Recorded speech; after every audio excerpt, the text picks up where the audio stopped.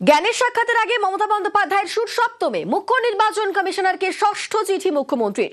কমিশনের এখতিয়ার নিয়ে প্রশ্ন তুলে চিঠি। ইচ্ছা করে তুমি যার ইচ্ছে ভোট কাটবে করলেন, আমাদের next destination is election commission. চলে করতে হবে, লড়াই করতে হবে, আর যারা যাবে ক্ষমতা আছে আমার সাথে যাবে, কলকাতা থেকে দিল্লি।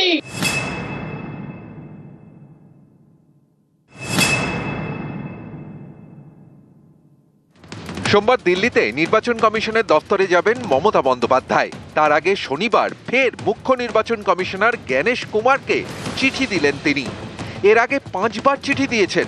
ষষ্ঠ চিঠিতে কমিশনের এখতিয়ার নিয়ে প্রশ্ন তুললেন বাংলার মুখ্যমন্ত্রী।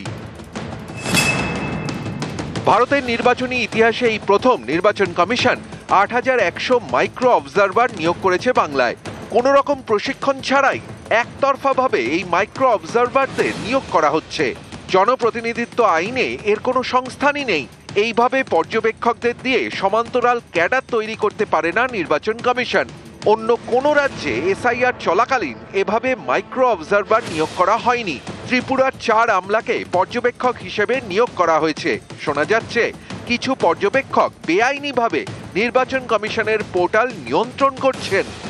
উদ্দেশ্য প্রণোদিতভাবে তারা তথ্যে গরমিল করার চেষ্টা করছেন। বৈধ ভোটারদের নাম বাদ দেওয়ার জন্য পিছন থেকে কলকাঠি নাড়া হচ্ছে।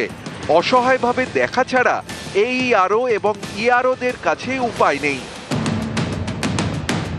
এসআইআর এর ক্ষেত্রে বাকি রাজ্যের সঙ্গে বাংলার নিয়মে বেশ কিছু অমিল রয়েছে বলেও চিঠিতে অভিযোগ করেছেন মমতা বন্দ্যোপাধ্যায়। তার দাবি, যুক্তিগ্রাহ্য তথ্যে বিভ্রাটের তালিকা এবং শুনানিতে ডাকার ধরন অন্যান্য রাজ্যের থেকে বাংলায় আলাদা।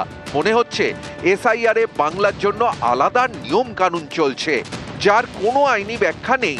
এটা গণতন্ত্র বিরোধী এবং অবিলম্বে বন্ধ হওয়া দরকার। শনিবার চিঠিতে চড়া সুর। সোমবার জ্ঞানেশ কুমারের সঙ্গে মুখোমুখি সাক্ষাৎ। এসআইআর উত্তাপ চরমে। নিউজ 18 বাংলা।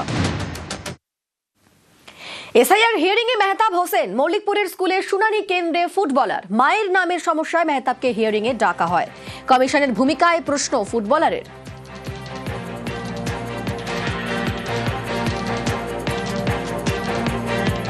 সম্ভবত মায়ের নাম একটু মুরজান বেগম হোসেন হয়েছিল, তার জন্যই আমাকে ডাকা হয়েছে। এবার দেখুন, যতবার ডাকবে ততবার আসবো আমি। ডেফিনেটলি সরকারকে অবশ্যই আমি সাহায্য করব। কিন্তু এতে কি হচ্ছে, আমি এসে দেখলাম মানুষের মধ্যে কত আক্রোশ আছে, কত রাগ আছে এটা নিয়ে। কে লাইনে কাজ ছেড়ে, সব কিছু ফ্যামিলি ছেড়ে, বাচ্চা ছেড়ে এসে লাইনে দাঁড়িয়ে আছে। আমার মনে হয় এইটা আরও প্ল্যানিং করলে বেটার।